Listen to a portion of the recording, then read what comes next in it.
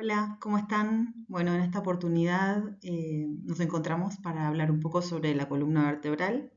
Esta clase decidí dividirla en dos partes, ya que es mucha la información, más allá de que la clase sea grabada. Así que en esta primera parte vamos a ver un poco sobre la generalidad de la columna vertebral, sus características, cómo está formada, cuáles son sus curvaturas, la descripción de las vértebras, como las piezas óseas que la conforman.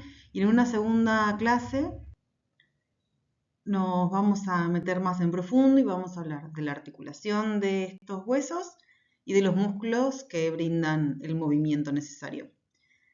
Bueno, y comencemos.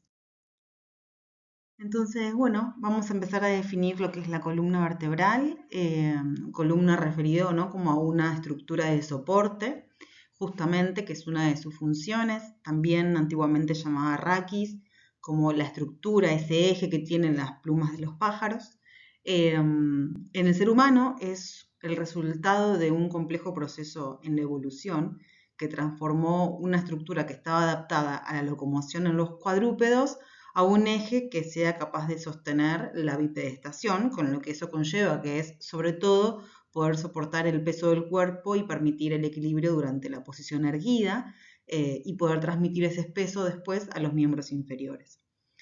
En los cuadrúpedos, la columna forma un arco único que tiene una sola curvatura que es cóncava hacia el suelo, digamos, ¿no? Cuando hablamos de cóncavo, hablamos de que hay una cavidad presente, que significa concavidad justamente, hacia el suelo, hacia el vientre, digamos, y donde su principal función es la de servir de un puente, como un puente dinámico entre los cuatro miembros, permitiendo no solo la locomoción, sino también los saltos coordinados. Cuando pasamos a la bipedestación, en el caso de nosotros, este patrón se tuvo que modificar sí o sí para poder soportar el equilibrio y mantener la posición erguida, y con eso desarrolla en el tiempo ciertas curvaturas que le van a permitir ser como una especie de amortiguación, ¿sí? Son curvaturas que son compensatorias, que por otro lado permiten el equilibrio y mantienen un centro de gravedad que va a bajar justo, va a atravesar la pelvis y cae entre los dos pies. Por supuesto que estos cambios no solamente tuvieron variaciones en las piezas óseas, sino que además fueron acompañados de una reconfiguración ligamentosa, muscular, de las fascias, ¿sí?, que perdón, que le otorgan a la columna una doble función, que es, por un lado, tener esta rigidez estructural que es necesaria para soportar el peso, y por otro lado, darles flexibilidad y la posibilidad de moverse gracias a la inserción de los músculos que hay en ciertas zonas de las vértebras. De hecho, hay en los animales, por ejemplo, no sé, en los perros, tenemos ciertas diferencias. Por un lado, claramente la diferencia de la presencia del coxis, que en nuestro caso es una pieza como rudimentaria, que es el último segmento de la columna, después lo vamos a ver mejor. Y en el caso de, por ejemplo, nuestras mascotas, tienen mucho más desarrollado esa parte, que son ya vértebras que están más presentes y que es el rabo, ¿no?, que conocemos como el rabo. De hecho, también en este proceso de la evolución tenemos el sacro con sus piezas que están fusionadas. Antes existían como, bueno, en los cuadrúpedos tienen 3 vértebras lumbares y pasamos a tener 5 en la bipedestación, respetando cierta curvatura para justamente poder mantenernos erguidos, ¿sí? De hecho, por la tercera vértebra lumbar justo pasa como el centro de gravedad, bueno, y una serie de cambios que fueron cambios adaptativos justamente para poder pasar como lo más notorio, digamos, de todos los cambios que se dan a lo largo de la evolución, es pasar de ser cuadrúpedos a ser bípedos. Bien. Ok. Entonces, hablando de curvaturas recién,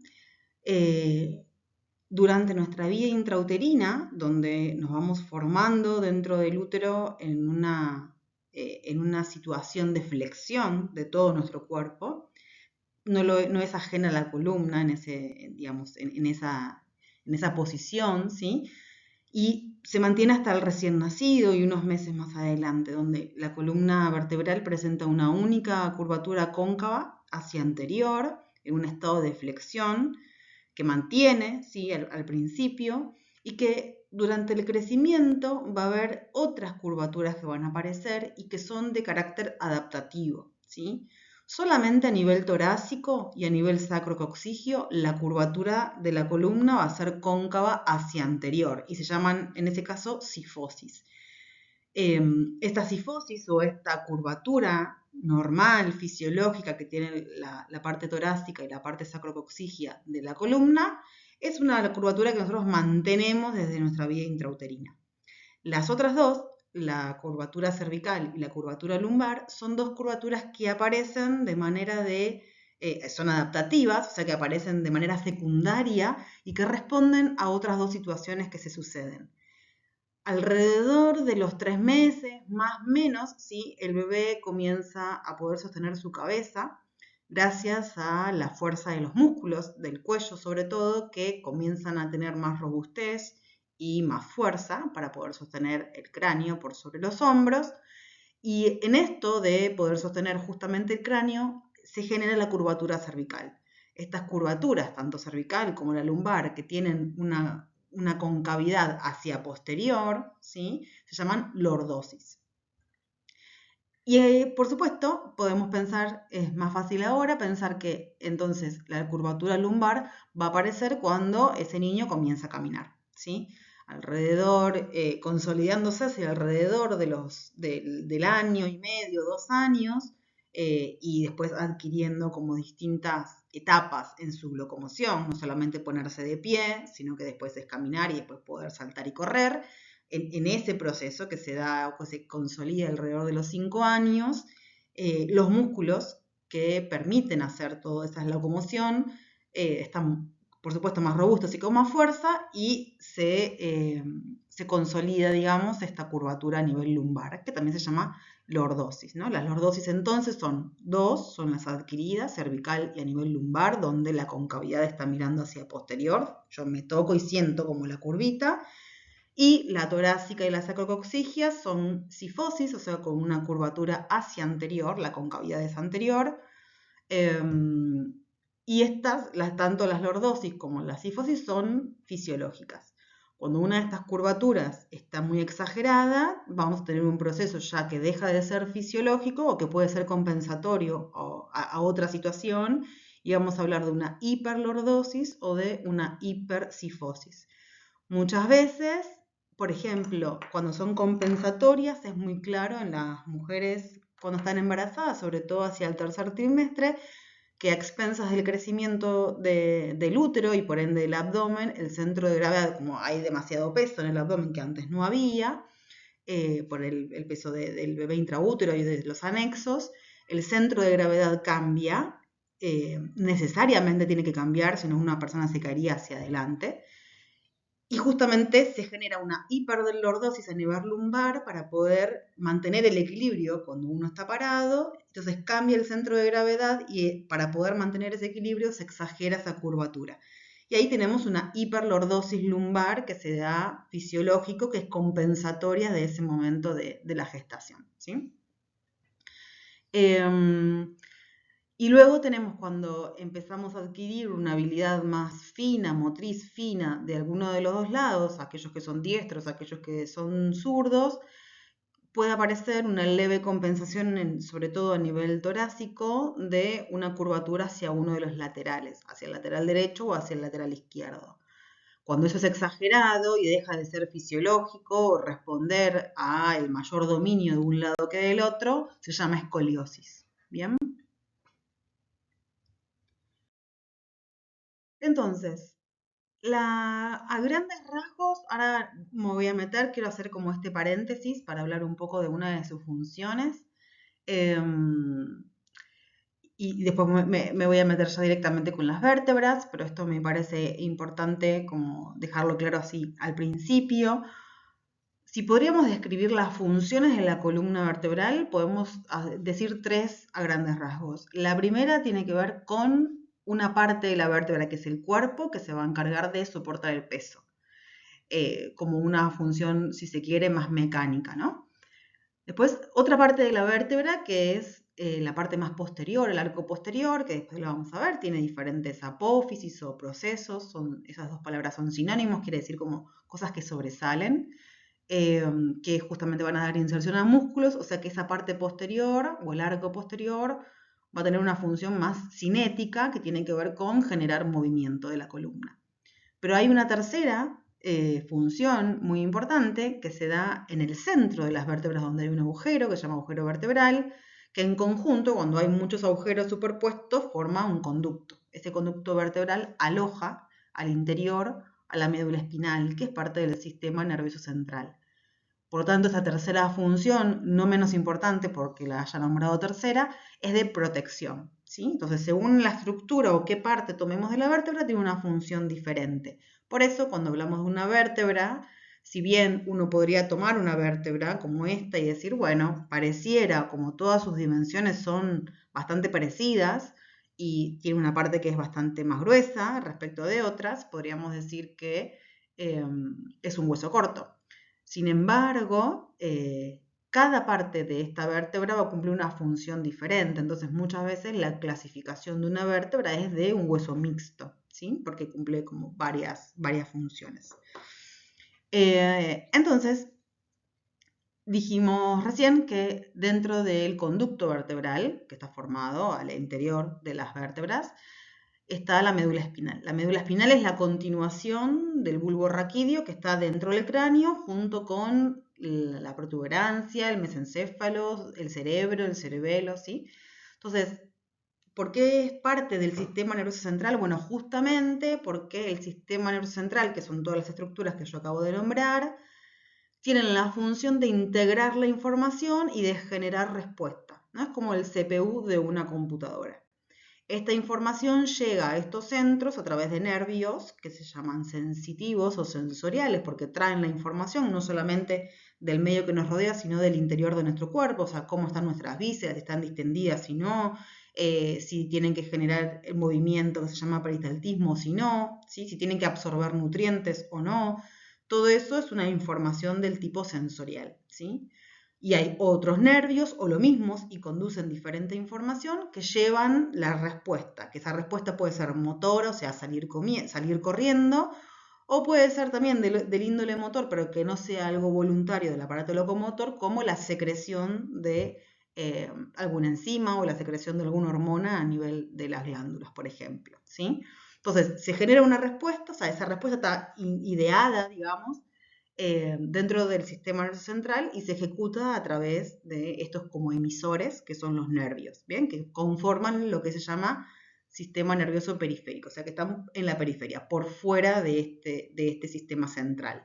Y justamente como esta información que se procesa, que se integra, que se realiza, que se forma en el sistema nervioso central es lo importante, porque de ahí van a ser cómo va a latir nuestro corazón, cómo vamos a hacer la digestión, cómo vamos a respirar, digamos, como funciones biológicas de vida, tiene que estar protegido por huesos. Entonces, además de tener como esta función, el sistema nervioso central está protegido por huesos, ya sea el cráneo, ya sea la columna, y además al interior de esos huesos un sistema de membranas que se llaman meninges que le dan una protección extra, ¿sí?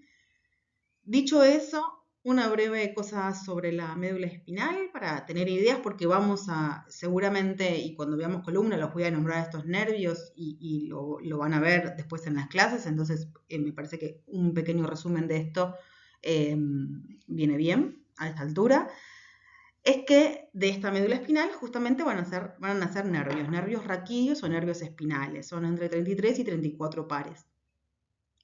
Tiene que ver con la cantidad de vértebras que hay. La médula, sin embargo, va a nacer desde cuando arranca la columna, o sea, en la transición, desde el cráneo a la columna, arranca la médula, guardada como dentro de este estuche de la columna que le hace la columna vertebral, y finaliza a nivel más o menos de la segunda vértebra lumbar. Cuando se dice L2 o se pone una letra y un número, ya nos estamos refiriendo a la vértebra, ¿sí? Por ejemplo, C7 es la cervical número 7, y así. Eso para que quede como claro ahora. Y esto es porque cuando nosotros nacemos, nuestra médula ocupa todo el conducto vertebral, pero a expensas de nuestro crecimiento del aparato locomotor, el esqueleto crece y la médula se estira un poquito, pero queda ahí, digamos, no crece en consonancia. Entonces, después queda como más cortita, ¿sí? Sin embargo, si yo pudiera agarrar la médula y cortarla como en fetas, cada fetita corresponde al origen o a la llegada de la información de ese nervio que están haciendo a esa altura. A ver si se entiende, pero por ejemplo, esta parte, si yo corto una feta acá, correspondería a este nervio, ¿no? Son siempre pares, de un lado y del otro. Todos los nervios que nacen o que están a la altura de la médula espinal son mixtos, quiere decir que tienen información tanto sensitiva como motora, ¿sí? Llevan y traen información. Es como un tren que va de Retiro a Constitución. Bueno, y en esos vagones que serían los nervios, la información es la gente, sube y baja. Hay gente que va a ir a Constitución, hay gente que va a ir a Retiro. Bueno, es lo mismo, ¿no? Como motor sensitivo, de un lado para el otro, según cómo viaja esa información, no deja de ser información al fin, ¿sí? Como para hacerlo un poco más gráfico. Ahora, cuando estamos ¿quiere decir que después no haya nervios a nivel sacro? No, sino que esas fetas al final de la columna se van haciendo como cada vez más pequeñas, y cuando termina esa médula espinal, tiene un sector para cada uno de los nervios sacros y cada uno de los nervios coxígeos. En realidad hay uno coxígeo, ¿sí? Y lo que sucede es que de esa médula van al principio naciendo bastante paralelos y esos nervios salen de la columna vertebral. O sea, a esta altura sale un nervio, a esta altura sale un nervio. Y así, salen como horizontales y bien parejitos, ¿no? Como paralelos entre sí. Pero después, cada uno de esos nervios va a ir a buscar el agujero que le corresponde. O sea, el nervio torácico número 12 va a salir por él, entre la torácica y la que le sigue, ¿sí? Como que cada uno va a seguir por el agujero que le corresponde, del mismo número. Y lo que sucede es que por debajo de L2, que es donde termina la médula, cada uno de esos nervios va a seguir yendo a buscar su agujero sacro, su agujero coxígeo, para poder salir. Y este conjunto al interior del conducto vertebral envuelto en las meninges, todo ese conjunto de nervios que cada uno está yendo, son pares, entonces cada uno está yendo a buscar su foramen o su agujero, se llama cola de caballo, ¿sí? O cauda equina, que es justamente lo que se asemeja cuando uno lo puede observar, ¿sí? Acá entonces vemos quizás un poco mejor, ¿sí? Acá lo que estamos mostrando en realidad es cómo se dividen los nervios, ¿sí? Cada uno en un color diferente, pero aunque esto sea como a nivel lumbar, toda esta parte del sacro y coxis sigue como los nervios yendo a buscar su lugar, ¿sí? Y ese estuche de membranas que recubre y que protege toda la médula y todos los nervios que van saliendo hasta el final del conducto, se termina de insertar como en el coxis. O sea, esas membranas quedan quietas en sacro y en coxis. Se amarran, digamos, se insertan a nivel de S2 más o menos, y a nivel del coxis se le llama filum terminale, ¿no? Como queda un filete al final, a eso se refiere. Y después, cada uno de estos nervios, además de como una información precisa para la zona en la que tienen que ir, o los plexos a la unión que van a formar entre ellos y que se van a encargar de inervar alguna estructura, también inervan la piel. Entonces, nosotros en la piel, si nos pudiéramos dibujar o pintar como barritas, cada una de esas barritas de colores refiere a una zona de inervación de la piel, que se llaman dermatomas, ¿no? O sea, un nervio, por ejemplo, acá tenemos, por ejemplo, en verde la parte sacra y coxígea, tenemos en violeta lumbar, y yo podría decir, bueno, esta primera cosa, esta banda que aparece primero violeta corresponde a la información que tiene el nervio lumbar número 1, ¿sí? El primer nervio lumbar. Bueno, y eso alrededor de la piel tiene como esa información que va a esa parte de la médula, que ingresa por ese, por ejemplo, sensitivo, ingresa por ese nervio y va a esa parte de la médula, ¿bien? Bueno, hasta ahí, no quiero ir más profundo, pero esto después les va a servir para entender como algunas cosas de estos nervios y y que puede traer como un dolor, ¿no? Un dolor o una zona específica. ¿Por qué trabajo una vértebra? Bueno, y esto va a tener como una relación con esa zona específica, la que es territorio de inervación de ese nervio que sale de ahí, ¿sí? Bien, ahora sí, cerrando el paréntesis, vamos ahora a ver las vértebras.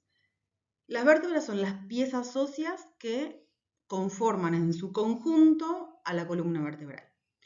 Estas piezas óseas, como les dije, estos huesos, por sus características de dimensiones, podrían ser huesos cortos. Sin embargo, en muchos libros de anatomía se los clasifica como huesos mixtos, ya que cada parte de este hueso responde a una función. Está presente porque tiene una función específica. Bien, las podemos agrupar en distintas divisiones, arrancando después del cráneo por las 7 vértebras cervicales que corresponden a la región del cuello, 12 vértebras torácicas que corresponden a la parte justamente del tórax, también se pueden llamar dorsales, ¿sí?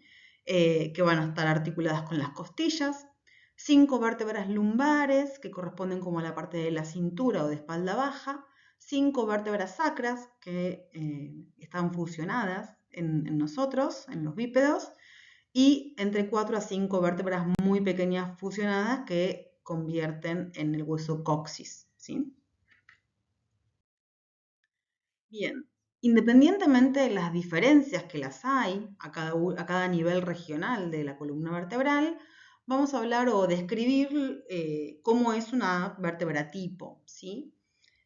Acá básicamente la vemos en estos dos colores para poder diferenciar, y es lo mismo que después ustedes tienen como en el documento de guía, ¿sí?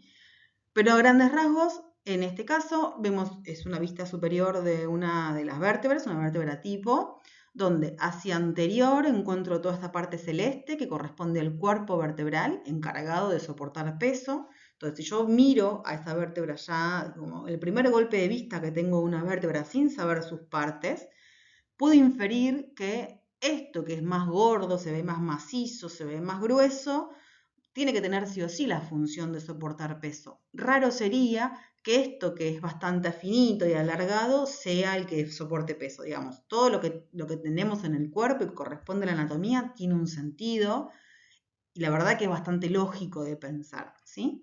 Entonces, siempre hacia anterior, siempre voy a hacer la descripción basada en la posición anatómica, ¿sí?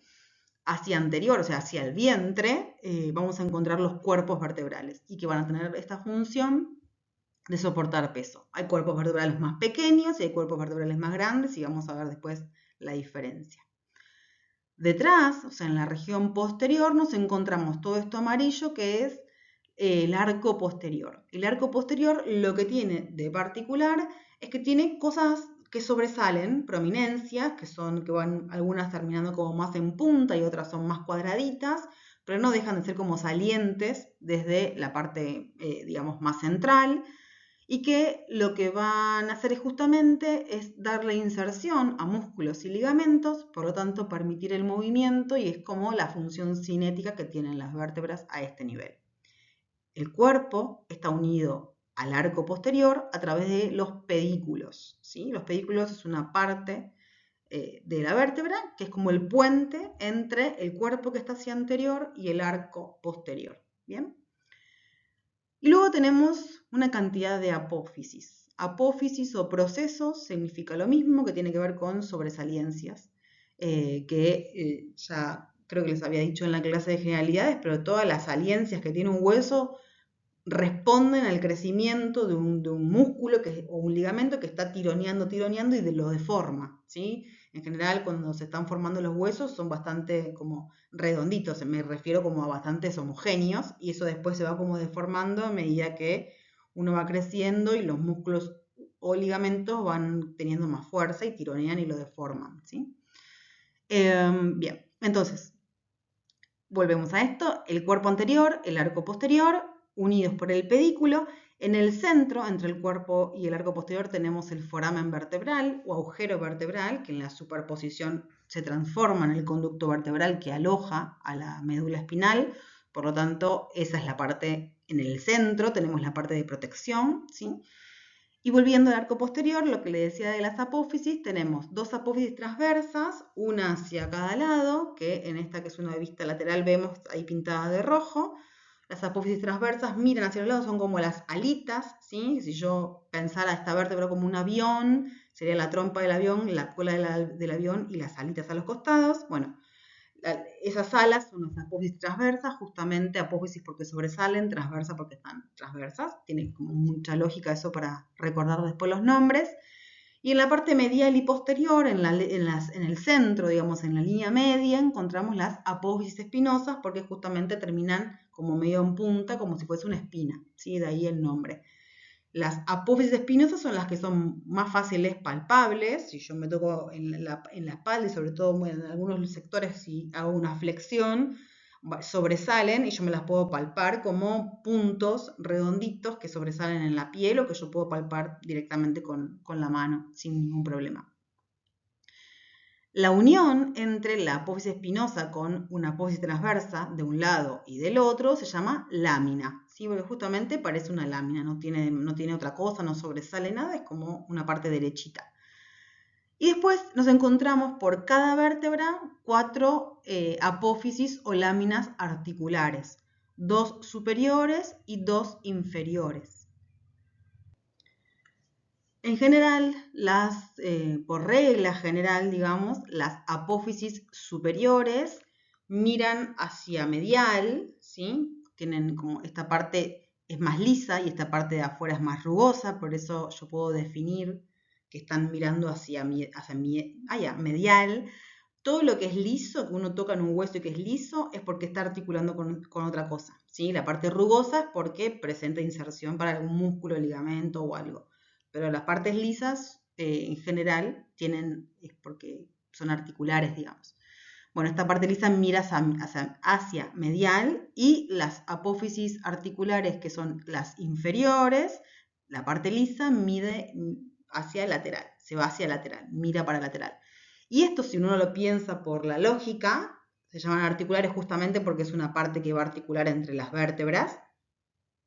Tiene lógica en el sentido de que si unas miran para adentro y otras miran para afuera, bueno, la superposición de las vértebras van a quedar como enganchadas así, ¿no? Como una mira para adentro, la otra para afuera, tuc, tuc, tuc, tuc.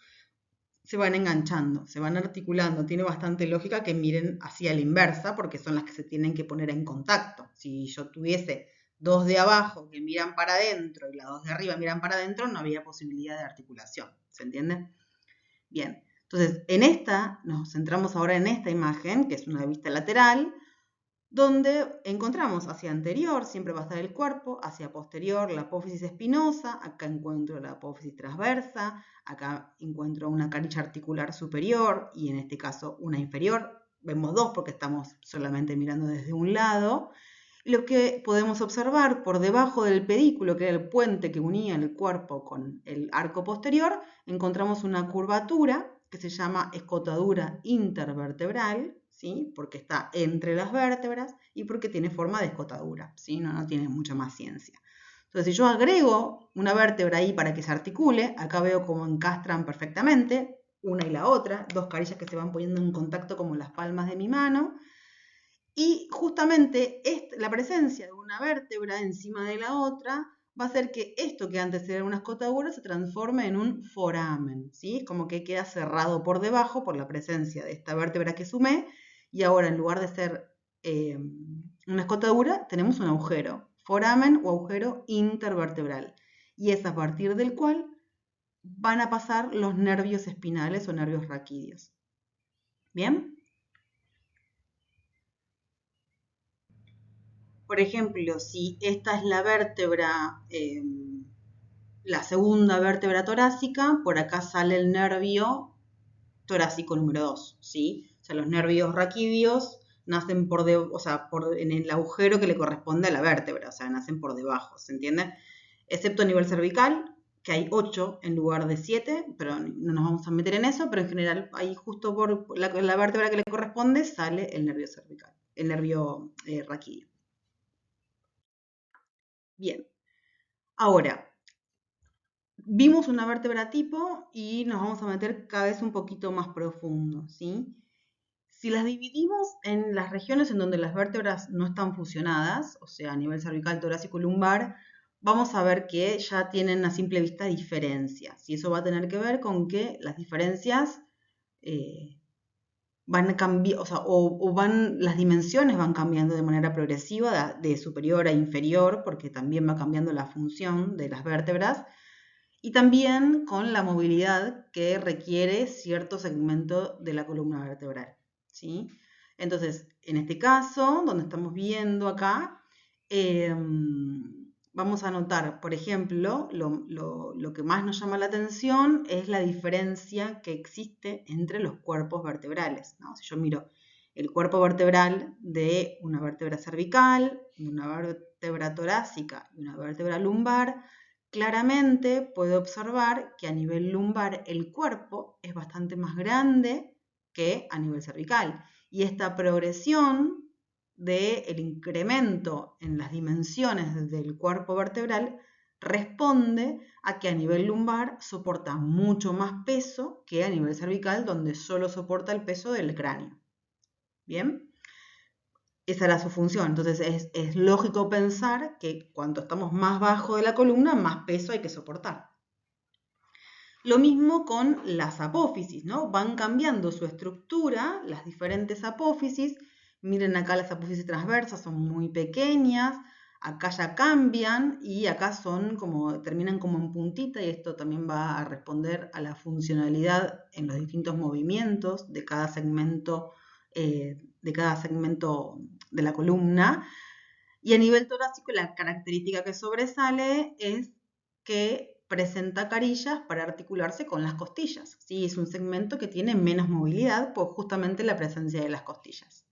Y si la vemos desde una vista lateral, a los tres tipos de vértebras, cervical, torácico y lumbar, vemos claramente en la región anterior cómo va cambiando el grosor del cuerpo vertebral, pero también vemos una característica como muy clara a la hora de visualizar, que tiene que ver con la apófisis espinosa, en donde en las cervicales es bastante más cortita. Ahora vamos a ver otras características.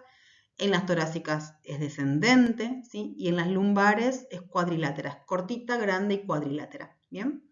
Entre otras características que vamos a ver ahora en detalle por cada una de las regiones. Y aún dentro de cada región vamos a encontrar vértebras que responden a una vértebra que se llama de transición. Quiere decir, por ejemplo, que la última vértebra cervical va a tener características de una vértebra cervical, pero también va a tener características de una vértebra torácica, porque justamente está en el límite el cambio entre cervical y torácico. Y lo mismo va a suceder entre nivel torácico y nivel lumbar. Esas vértebras que están casi de un lado del otro, que marcan como ese límite, se llaman vértebras de transición.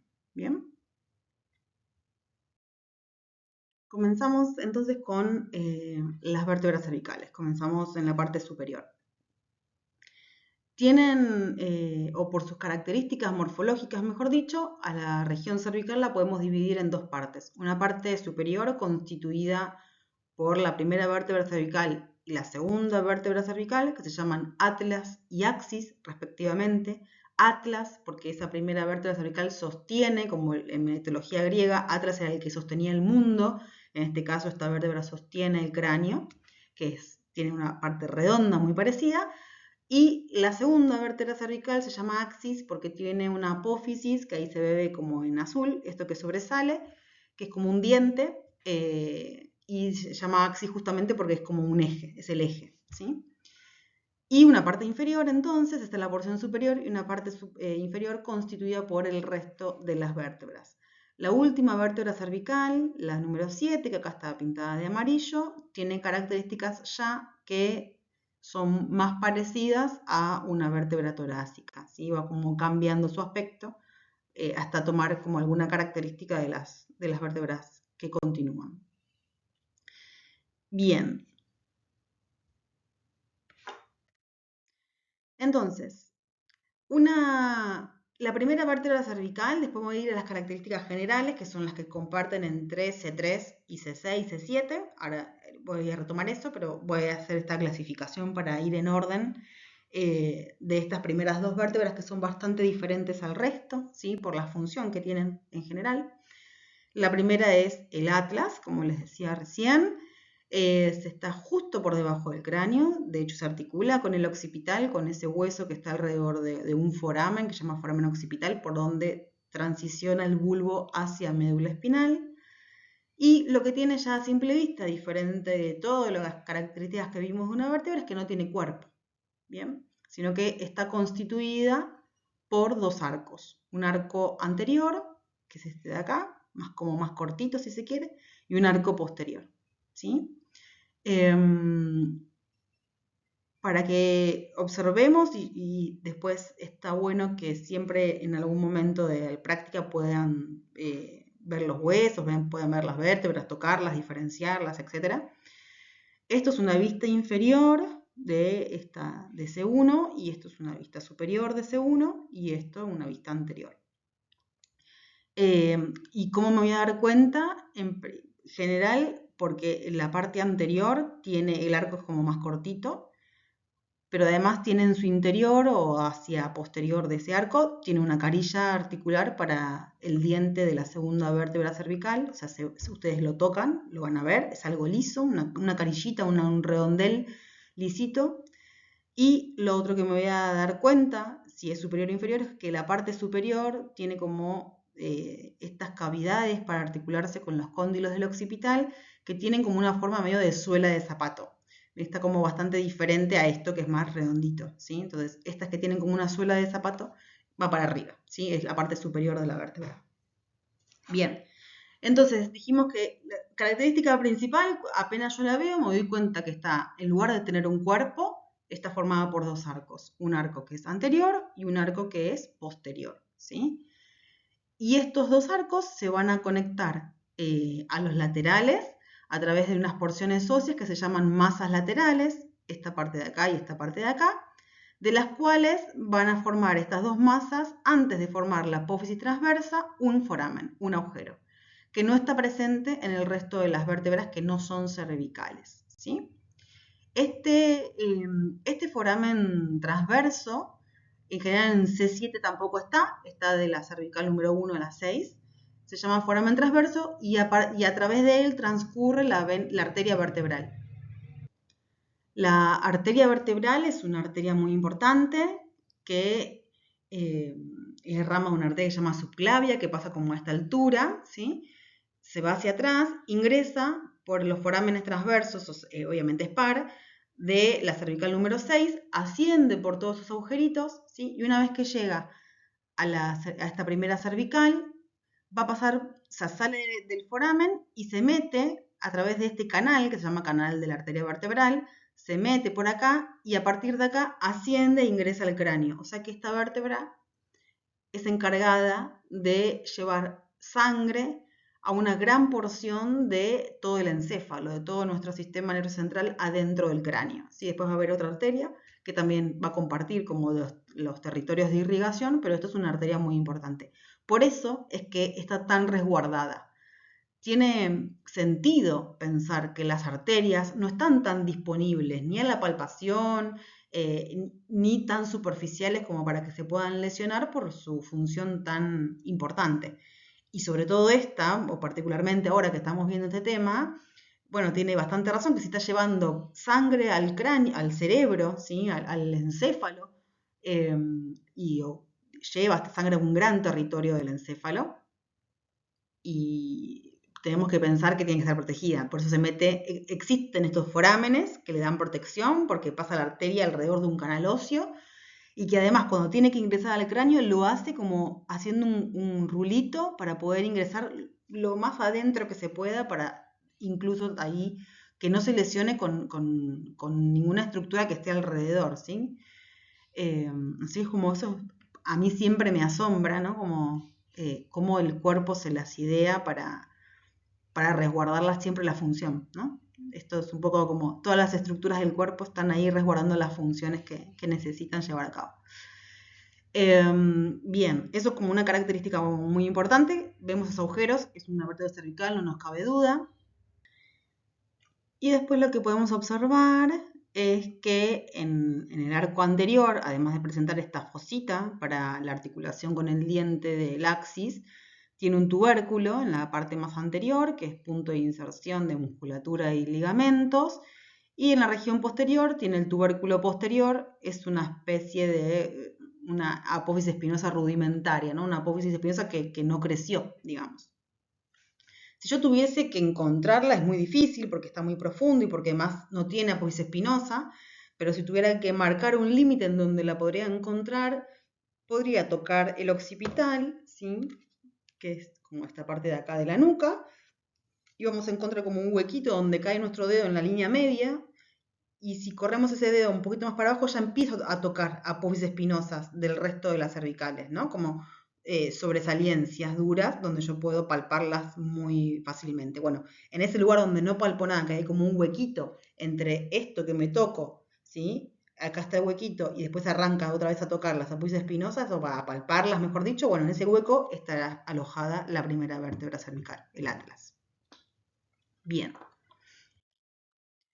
La segunda vértebra cervical también uno la mira y es bastante claro, uno en general no se equivoca con esta vértebra porque es la única que tiene este diente que sobresale, esta apófisis odontoides, ¿no? De ahí viene odonto de diente. Es bastante robusta en comparación con la anterior y una de las funciones principales son dos en realidad. Una es soportar el peso del cráneo a través del atlas y la otra es que por su apófisis, este diente que sobresale, permitir un movimiento claro para la cabeza, ¿sí? Que es el movimiento de rotación. Después lo vamos a ver, pero es como decir no con la cabeza. Lo permite la articulación que va a generar este axis, este diente del axis con la primera vértebra cervical. Después, más allá del diente, que está acá, que lo vemos muy bien, sí vamos a encontrar que el resto de las estructuras son muy parecidas a una vértebra cervical, ¿sí? La presencia de este diente, si ahora sí uno lo piensa y sabemos que ese diente es el que se articula con el atlas, bueno, es claro pensar, o es lógico pensar, que el atlas no tenga cuerpo, porque la presencia de este diente ocupa el lugar que ocuparía el cuerpo del atlas, ¿no? Entonces, yo tengo acá está, tengo así, este es el atlas, ¿no? Con esta parte de acá, que tiene como forma de suela de zapato, que se llaman cavidades glenoideas, que es para la articulación, ¿sí? Con el occipital. Y acá tengo, ahí, el diente del axis, ¿no? Este es el axis, el axis con el diente acá. ¿Bien? Entonces, ¿esto qué hace? Después lo vamos a ver mejor cuando veamos la articulación, pero hace esto. Se mete el diente acá, ¿sí? Se mete el diente. Entonces, al meterse el diente ahí, justamente ocupa el lugar que ocuparía el cuerpo. Y además tenemos que pensar, y lo vamos a ver después cuando veamos la articulación, que la presencia de este diente está adentro, esta articulación está dentro del conducto vertebral, o sea, está muy cerca de la médula. Razón por la cual necesito que haya un ligamento que sostenga el diente en su posición, que le permita hacer el movimiento de adaptación, pero que lo mantenga en su posición, porque si el diente se mueve hacia atrás lesiona la médula, ¿no? Y cuanto más arriba, en el nivel más superior, en el nivel medular estamos, cuando hay una lesión a ese nivel, más complicados estamos en la función de nuestro cuerpo, ¿sí? Entonces ahí se llega a ver, ¿no? El diente se mete ahí y ocupa el lugar que ocuparía el cuerpo de la vértebra. Entonces tiene como mucha lógica que no esté en un lado, pero que esté presente en el otro. Y el resto de las características, como les decía, son bastante similares. La apófisis espinosa, como el resto de las cervicales que vamos a ver a continuación, empiezan a ser cada vez un poquito más largas y se bifurcan en la punta, se abren en dos, ahora lo vamos a ver. Tiene carillas articulares, dos superiores, dos inferiores, para articular como el resto de las vértebras, las superiores con las inferiores del atlas y las inferiores que miran hacia lateral se van a articular con las superiores de la tercera vértebra cervical y así sucesivamente. Y tiene un cuerpo muy pequeño, o sea, pequeño a comparación de esa apófisis que sale en su parte superior, ¿sí?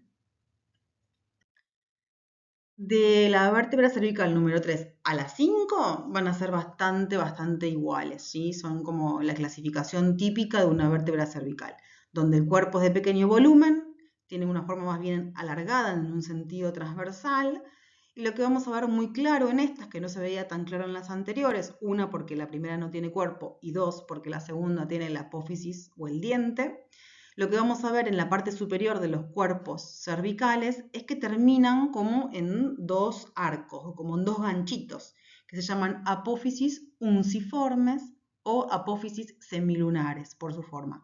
Unciforme viene de unco viene de gancho, ¿sí? Son como dos ganchos. ¿Por qué? Porque la parte superior de esta vértebra, de una vértebra típica cervical, como se ve acá, ¿no? Que tiene como esta puntita, creo que se llega ahí a divisar un poco, si se ve mejor ahí.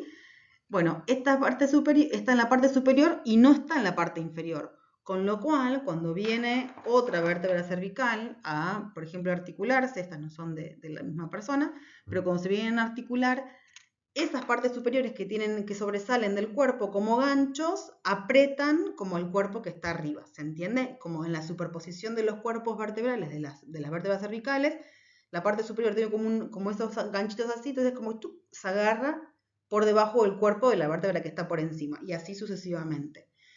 Esas apófisis unciformes o semilunares, esos ganchitos que tienen, según la Target, que es uno de los anatomistas clásicos, se terminan de desarrollar aproximadamente a los 10 años, entre los 5, 6 a 10 años.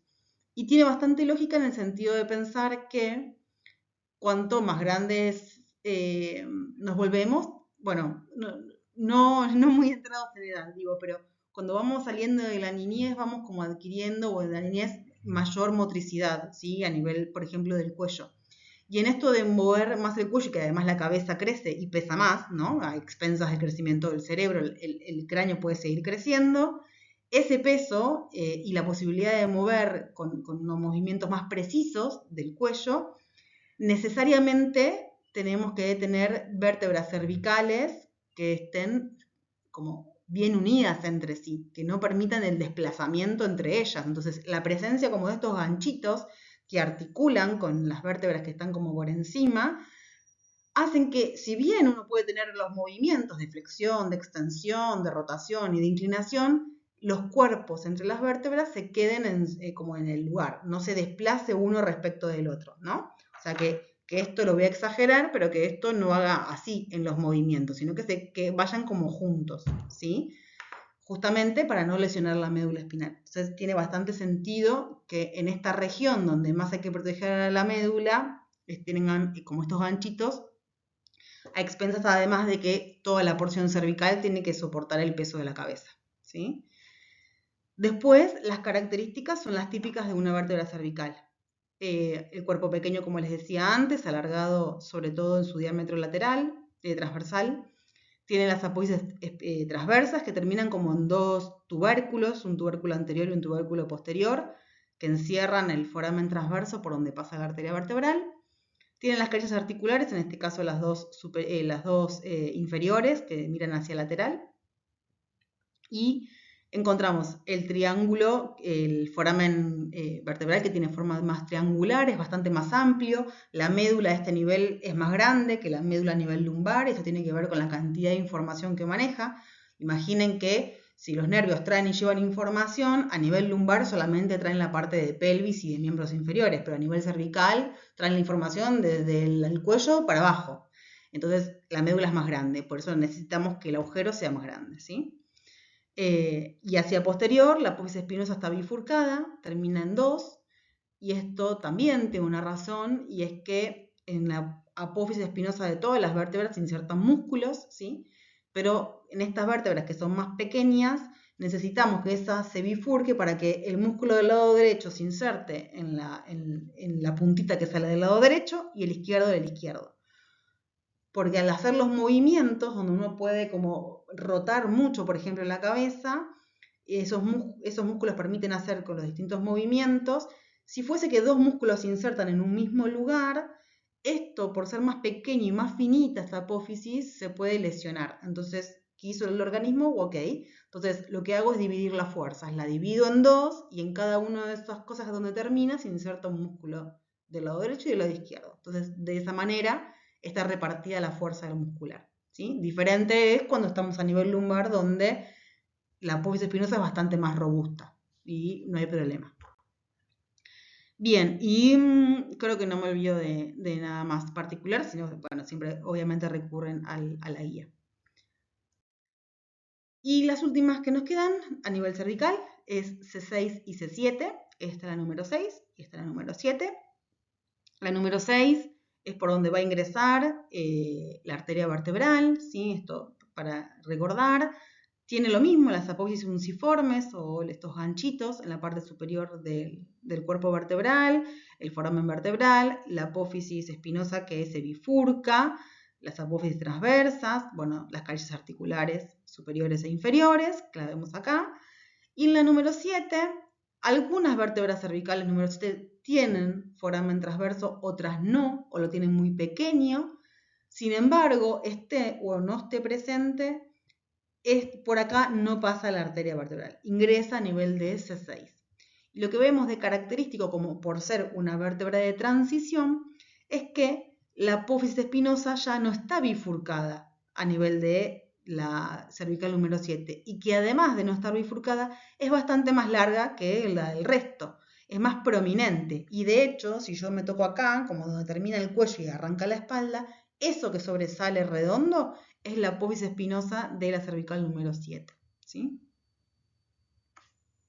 Algo también, bueno, que siempre está bueno saber, es que en la parte anterior, en C6, perdón que vuelvo para atrás, en C6 hay un tubérculo presente, se llama tubérculo carotidio, que es como una prominencia que hay en la parte de las apófisis transversas de C6, que se llama así porque la arteria carótida, que es otra de las arterias que va a dar una rama para que ingrese al cráneo y terminar de irrigar el resto, ¿sí? Además de la arteria vertebral,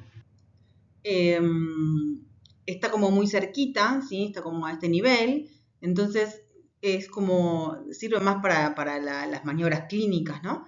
En medicina, que uno podría comprimir frente, por ejemplo, no sé, a una hemorragia, puede comprimir la arteria carótida contra ese tubérculo de C6, por eso se llama tubérculo carotidio, como un dato de color, para que tengan en cuenta, o para que sepan. Entonces, terminamos cervicales, si quieren igual estaría bueno que frenen un cachito en el video para descansar un poco y después continúan el resto, de escuchar el resto, porque por ahí es mucha información de entrada. Pero bueno, esto es un poco como una imagen así global de todas las vértebras cervicales para que puedan ir viendo que realmente son fotos verdaderas, digamos, de cervicales verdaderas, no son ni impresas en 3D, ni hechas en resina, nada. Son fotos de vértebras reales para que realmente puedan ver como la diferencia y cómo van transicionando a medida que vamos descendiendo en la columna, ¿no? Cómo pasa de la primera vértebra cervical a la séptima y uno puede, como son bastante diferentes una de la otra, excepto estas tres del medio que son bastante iguales, el resto sí tienen diferencia, ¿sí? Esto también por ahí está bueno para que lo puedan ver. De hecho, yo creo que tengo una cervical séptima acá. Esta que tengo es muy chiquita, de una persona pequeña, evidentemente, pero esta parte es la apófisis espinosa y ya no está bifurcada, ¿no? Y los forámenes, no sé si se llegan a ver ahí. Es como, ahí se ve, es muy pequeñito. ¿Ven? Ahí donde puse el dedo como atrás, es muy pequeñito. Respecto de, por ejemplo, los forámenes transversos de esta, donde se ven que son mucho más grandes, ¿no? Bien. Seguimos con las vértebras torácicas. En este caso, las vértebras torácicas son 12 vértebras, ¿sí? O torácicas o dorsales es lo mismo. Las vemos acá, ¿sí? Tienen un cuerpo más grande que las vértebras cervicales y además lo que van a tener de característico es que presentan fositas para las costillas, para la articulación con las costillas. Si la vemos en esta otra imagen, que es una vista lateral de una vértebra, vamos a encontrar que en la parte posterior de ambos lados del cuerpo vertebral encontramos una fosita y otra fosita, o sea, dos fositas costales para las costillas, y en la parte de las apófisis transversas también vamos a encontrar otra fosita para la otra parte de la costilla. Después lo vamos a ver mejor cuando veamos articulaciones, ¿sí? Eso es como una de las características principales de las vértebras torácicas. Por otro lado, también lo que vamos a observar es que las apófisis espinosas de estas vértebras torácicas tienen una dirección descendente, ya no están bifurcadas, son bastante más alargadas y finas, ¿sí? Y se van hacia inferior. Entonces, de hecho, cuando podemos como palpar las apófisis espinosas, en general, cuando palpemos una apófisis espinosa, por dentro de ella va a estar la vértebra que corresponde, digamos, a la inferior a la que estamos palpando. Lo que quiero decir es, si yo estoy tocando, palpo una apófisis espinosa de, por ejemplo, T10, bueno, yo sé que por delante de esa apófisis espinosa voy a encontrar al cuerpo de la torácica número 11.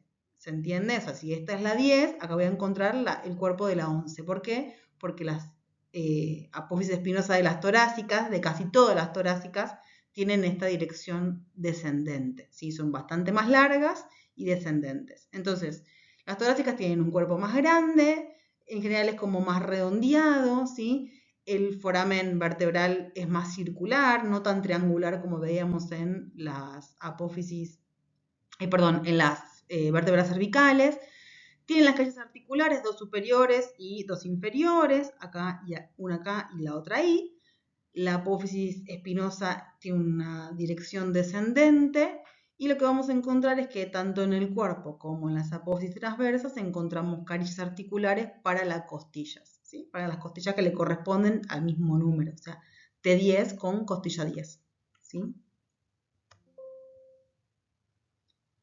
Estas carillas articulares que tienen las vértebras torácicas, las superiores y las dos inferiores, si uno las toca, al igual que las cervicales, son bastante lisas, no son rugosas, pero además son planas, además de lisas son planas, ¿no? Si uno tocara, por ejemplo, esta, que es una vértebra torácica, ya una de las últimas, porque su apófisis espinosa ya es más cortita, ¿sí? Empiezan como a crecer, a crecer, a crecer, como vemos en esta imagen, ¿sí? Y después empiezan a hacerse cada vez más cortitas para transicionar hacia las lumbares.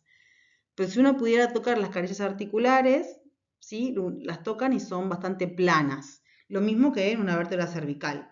Yo tomo una vértebra cervical y toco las carillas articulares, acá y acá, y las voy a encontrar planas. No así va a suceder con las lumbares. Eso es un detalle también que hay que tener en cuenta cuando veamos articulaciones, porque de esa superficie, va a depender el movimiento que puedan hacer. ¿Bien? Y acá algunas diferencias, tanto al comienzo como al final de la parte torácica de la columna, ¿sí? Y cómo va cambiando la apófisis espinosa, como les decía recién. Por ejemplo, observemos acá la primera vértebra torácica, donde la apófisis espinosa es bastante prominente y en sentido descendente, y como, por ejemplo, ya a nivel de T10 es bastante más cortita, ¿sí? Se va como enderezando, haciéndose más horizontal y más cortita, como transicionando hacia la característica propia de la vértebra lumbar. Bien. Esta primera vértebra torácica, justamente por ser la primera, presenta una única carilla articular completa para la primera costilla, lo que no sucede con el resto, que cerca de los pedículos, a ambos lados, hay dos carillas, porque las costillas van a nacer en la unión de dos cuerpos vertebrales, ¿sí? Excepto a esta altura en la primera, justamente porque no comparte con la séptima cervical. Entonces, directamente la primera costilla nace de T1, ¿sí? Otra de las características, ahora vamos a la vértebra número 10, es que también tiene una sola carilla articular para la cabeza, ¿sí? de la décima costilla, que está acá, ¿no? Como a nivel del pedículo, digamos, al final del cuerpo a ambos lados, y ya sus características comienzan a parecerse levemente a las lumbares. La número 11 también tiene una sola carilla articular para la cabeza de la costilla que le corresponde. Y lo que no tiene, en este caso, es carilla articular en las apófisis transversas, como venía sucediendo acá a nivel de T10 y acá a nivel de T1. En este caso, en las apófisis transversas de T11 no presenta carilla articular para la costilla, lo que eso indica que hay una menor relación con ese tubérculo costal, que es lo que se debería articular a ese nivel. Y finalmente, una clara vértebra de transición en la torácica número 12, es una vértebra bastante particular, que tiene obviamente características ya de una vértebra lumbar, y que por un lado solo articula con la cabeza de la costilla número 12 a través de una carilla que está como a ambos lados del pedículo, en esta, como a esta altura, ¿no? Con la parte más posterior del cuerpo. Y lo que tiene, además de característicos que ya por ahí ustedes se dieron cuenta al mirarla, que si uno la mira de frente, ¿sí? O si uno la mira desde arriba o si la mira desde atrás, lo que estamos observando es que las apófisis transversas no salen hacia los lados, están como escondidas, ¿no? Y esto es como bastante particular de esta vértebra que abruptamente, más allá de que las apófisis transversas se vayan haciendo cada vez más cortas, entre T11 y T12 abruptamente casi desaparecen, están orientadas hacia atrás, ¿no? Como se van así, como hacia atrás escondidas. Miren en esta, que es una foto real de la vértebra desde una vista anterior, no se ven, ¿sí? Son estas de acá, están como bastante escondidas. Y eso es como muy característico de esta vértebra. De hecho, yo tengo acá una vértebra torácica, en algún lado, acá. Esta es T12 y se ve claramente. La agarro de la apófisis espinosa para que vean que las apófisis transversas, que es esta y esta, están bastante escondidas.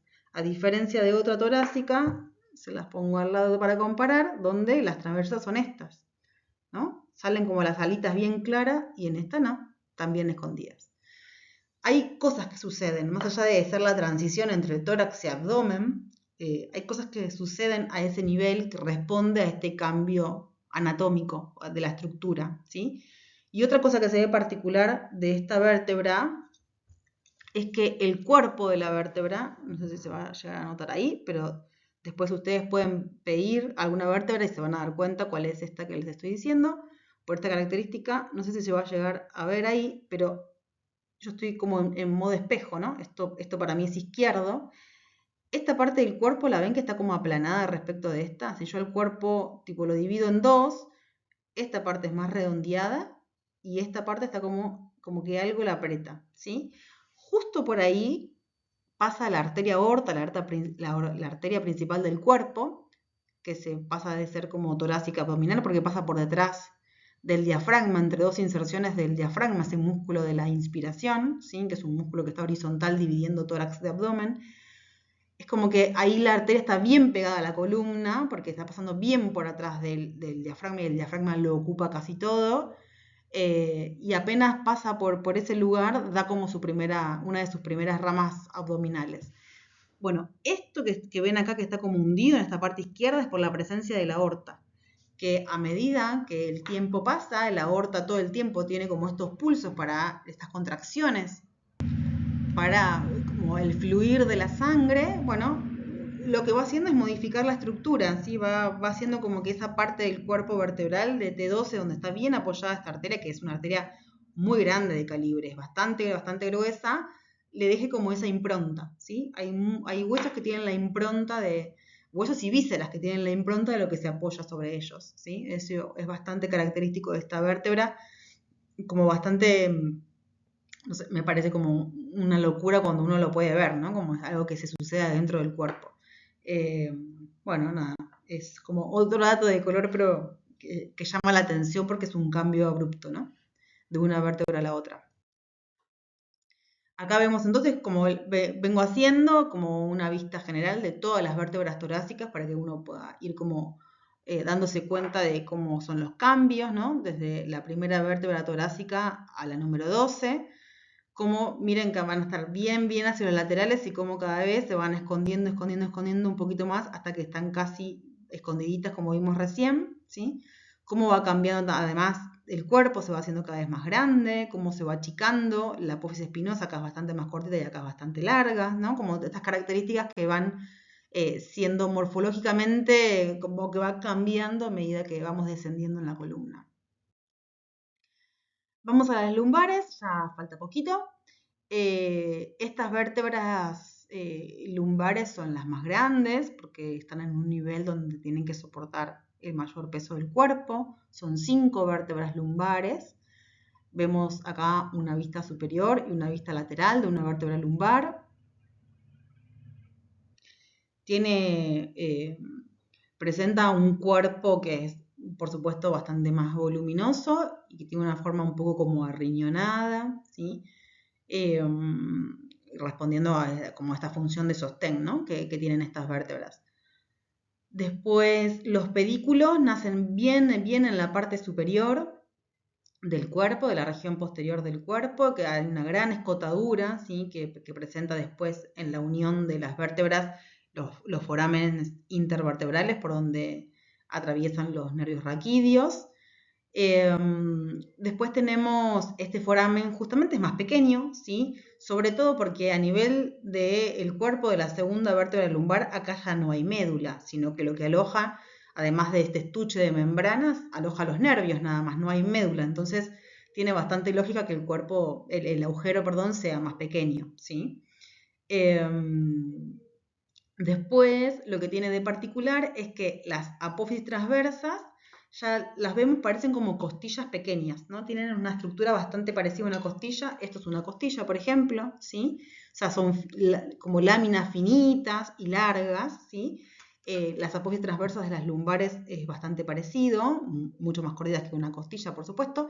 Entonces, muchas veces en lugar de llamarlas apófisis transversas, se llaman apófisis costiformes o apófisis costales, por su semejanza a una costilla, ¿sí? Es eso, por si lo leen de algún otro lado, sepan que es lo mismo. Es como un esbozo de la costilla que después no se transformó en costilla y quedó ahí como a mitad de camino.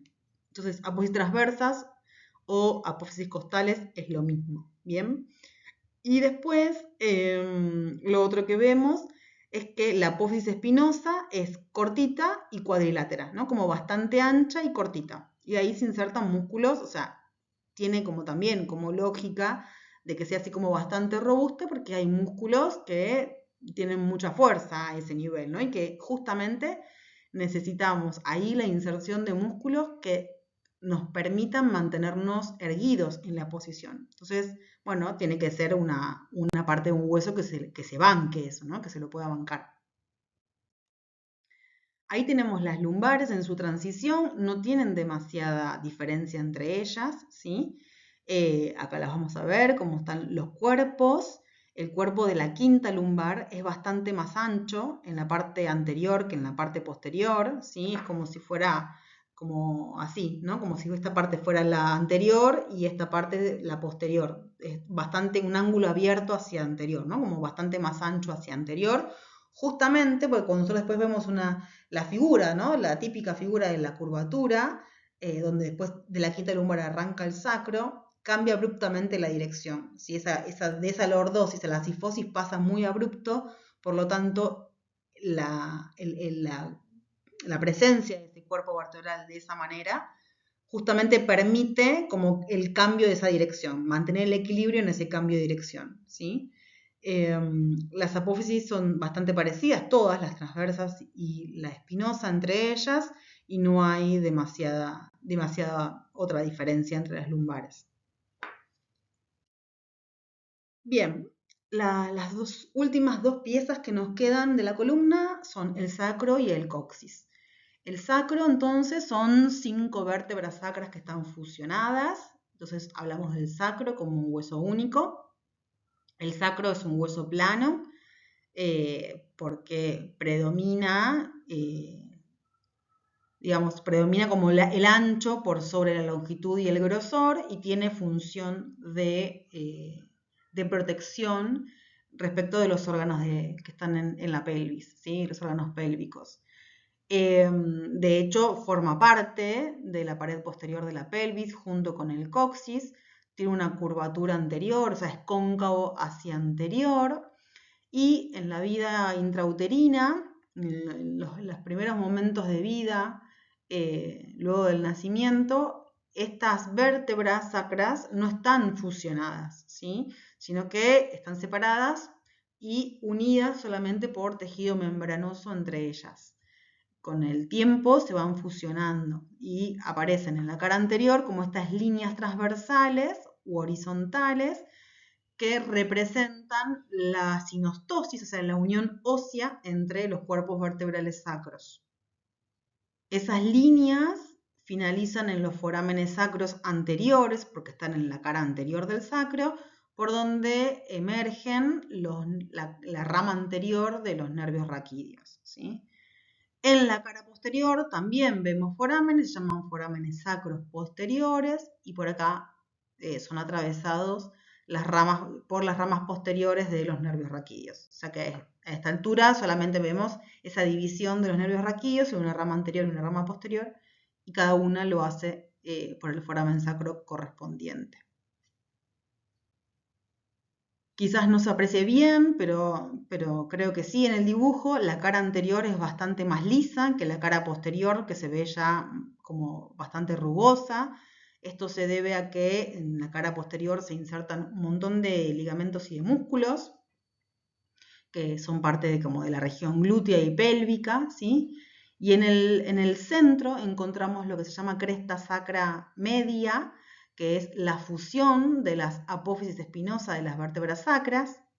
A los lados encontramos esto y esto, que es la cresta sacra intermedia, que es la fusión de las carillas articulares.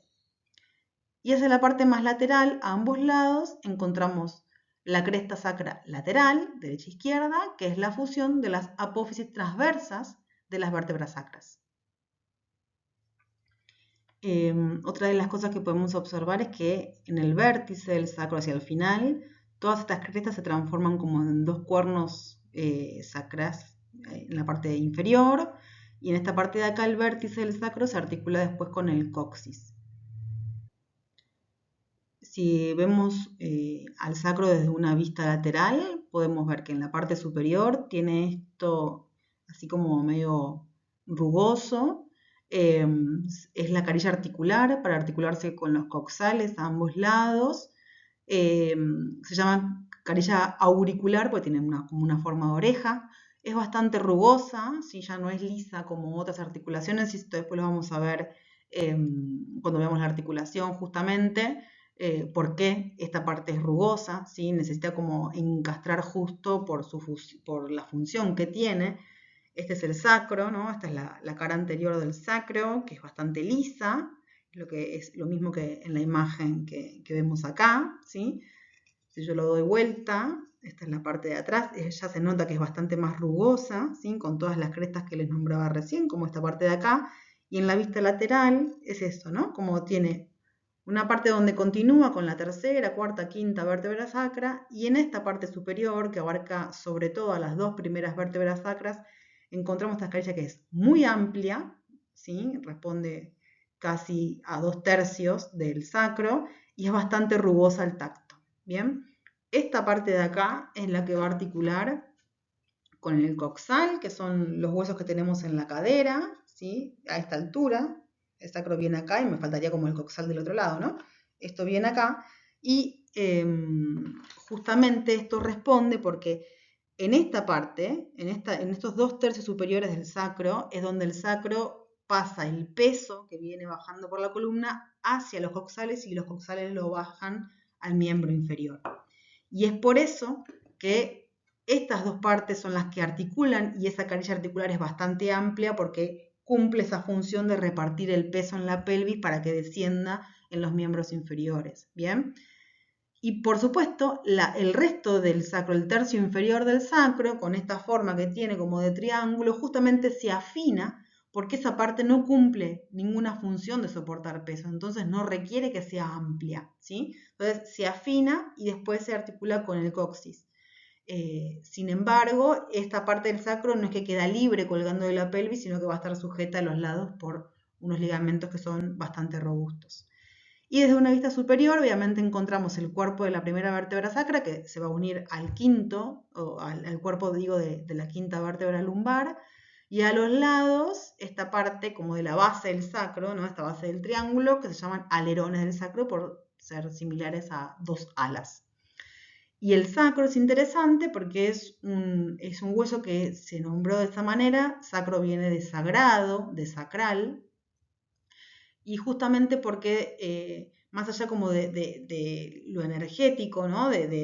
Como repartir la energía, ¿no? Como si fuera como el peso del cuerpo, es un hueso que protege a los órganos, sobre todo genitales, donde se da la creación de la vida, ¿no? Entonces, de ahí viene su nombre, de ahí viene lo sacro, que resguarda la vida, ¿sí? Los órganos donde se produce la vida. De ahí su nombre. Entonces, finalmente tenemos el coxis, este remanente, este vestigio, ¿sí? Que queda de la cola o el rabo de los otros vertebrados. Tiene muy escasa funcionalidad biomecánica, sin embargo, solo colabora a esta altura de la evolución con inserción ligamentaria y de músculos, ¿sí? Es el último hueso que conforma la columna vertebral, es la fusión entre de 3 a 5 vértebras coxígeas muy pequeñas, ¿sí? 1, 2, 3, 4 en este caso son muy pequeñas, con unos cuernos en la parte superior y un poco más amplio en la parte superior que en la inferior. Es el que se llama huesito dulce, que de dulce no tiene nada. Si alguien se cayó de cola al piso, les duele hasta el pelo. No sé quién le puso huesito dulce. Pero no tiene mucha funcionalidad más que colaborar con el sacro en formar parte de la pelvis y de punto de inserción de ligamentos y de músculos. Y unas cosas hacia el final, que me parece que quizás no para ahora, tampoco quisiera marearlos, pero sí como que les quede esto o como el registro o anotado en algún lado que quizás les sirva en algún momento. Por un lado, la anatomía de proyección, que tiene que ver a cómo proyectamos sobre como la piel, digamos, las estructuras óseas en este caso, pero para que uno pueda tener como la imagen o hacerse la imagen en la cabeza cuando uno vea una espalda, de más o menos dónde está ubicada la columna o ciertas partes de la columna, ¿no? Esto es de un libro que es Anatomía de Propro, es el autor, es un autor argentino, igual tienen esta imagen también ahí disponible, pero bueno, esto para que puedan tener como una referencia respecto de los omóplatos, por ejemplo, entonces dónde ubicar las vértebras torácicas, dónde cambia de torácico a lumbar. Respecto de los coxales, bueno, el punto más alto de ambas crestas ilíacas coincide con el cuerpo de la cuarta vértebra lumbar, bueno, y como que les puede servir esto, ahora sin entrar en detalle, pero les puede servir como para darse cuenta a qué nivel están de la columna cuando uno hace una palpación, por ejemplo, en la espalda. Y otra cosa también que me parece interesante, voy a correr ahí el láser para que se vea mejor, es la anatomía de comparación, ¿no? De a qué nivel cervical estamos y qué estructura está cerca. Hay un montón de estructuras, yo solamente hice como un resumen de las más importantes, que por ahora no es que lo tengan que saber para estas clases de anatomía ni nada, pero que les va a servir para más adelante, para tener en cuenta como a nivel de qué estructuras importantes estamos, ¿no? Y probablemente algunas inserciones de ciertas estructuras las vayan escuchando en las clases de osteopatía, así que esto les puede servir como una referencia. Lo que tenemos en esta imagen es un corte sagital del cuerpo, es un dibujo de cabeza, cuello, tórax y parte de abdomen, no tenemos pelvis en este caso, pero es para que puedan observar acá la presencia de la columna vertebral con los cuerpos hacia anterior y las apófisis espinosas hacia posterior. En el centro vemos, esto es el encéfalo, y acá vemos la médula espinal, como está al interior del conducto vertebral, y por delante de los cuerpos, como hay estructuras que están en contacto, ¿no? Por ejemplo, si estamos a nivel del atlas, a esta altura del atlas, que es la primera vértebra cervical, estamos a la altura de la nasofaringe, ¿sí? En la parte posterior de la nariz. Para que se den una idea, si ustedes se trazan una línea desde la parte inferior de la nariz hacia atrás, van a caer en la primera cervical, ¿sí? En la primera vértebra cervical. Como para ir teniendo como idea de estas estructuras, ¿no? Después tenemos como esta parte es la parte respiratoria, laringe y tráquea. Acá tenemos toda la parte digestiva, la faringe y el esófago, pero para que vean la relación de cómo está bien pegado sobre los cuerpos vertebrales. Por supuesto tenemos estructuras que son más anteriores, pero como ciertos cambios o ciertos callados de algunos vasos se dan como a alguna altura de las vértebras. Esto también para que lo sepan, acá tenemos corazón, hígado, estómago, ¿sí? Acá está la arteria aorta bien pegada también a la izquierda de los cuerpos vertebrales. Y acá, bueno, después ustedes pueden ir viendo si esto les sirve, se lo anotan, frenan y se lo anotan. Algunas de las cosas. Acá dice nervio vago, no continúa la letra, que está justo en la cámara, pero no decía más nada. Bueno, esto para que lo tengan y continúa un poquito más. Acá llegamos hasta la torácica número 7.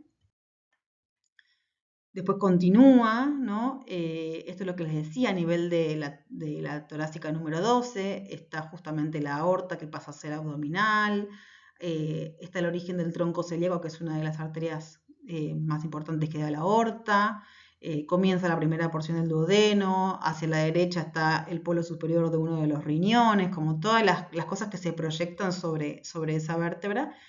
Y lo mismo a nivel lumbar, ¿no? Cuando empiezan como más desde lo digestivo, todas las porciones del duodeno, la raíz del mesenterio, la finalización de la médula espinal a nivel de L2, la bifurcación de la aorta en sus dos arterias ilíacas y finalmente el resto que sucede como a nivel sacro, ¿sí? Para que tengan como esto, nada, como para que puedan comparar las diferentes estructuras y a qué nivel suceden. Algo que dice ahí, que ahora que lo vi me acordé que no se los dije, es el promontorio sacro. El promontorio del sacro es esto, ¿no? Si ustedes ven acá, esta primera vértebra sacra tiene en el borde anterior, en la parte superior del borde anterior del cuerpo, una prominencia. Si yo lo pongo así, van a ver que esto sobresale, ¿no? Ahí se ve mejor. Esto está como sobresale bastante respecto del resto de los cuerpos donde arranca como la cavidad. Esto está como muy por anterior, muy adelante, ¿sí? Se llama promontorio. Es un reborde que se va bien hacia anterior, en la parte superior del primer cuerpo, o sea, del cuerpo de la primera vértebra sacra, y se llama promontorio justamente porque sobresale. El promontorio es la parte que tiene como arriba un barco, que es donde se sube una persona para ver como el horizonte, ¿no? Como una parte que sobresale más arriba para poder ver el horizonte. De ahí esa palabra, por eso se llama promontorio esa parte del sacro, ¿sí? Que están como solamente ahí en la región de la cara anterior, en el cuerpo de la primera vértebra sacra. Bueno, hasta ahí entonces la primera parte. Continuamos con la segunda parte en la próxima clase, donde vemos articulaciones y músculos de la columna. Espero que estén bien y bueno, a descansar, que fue un montón de información.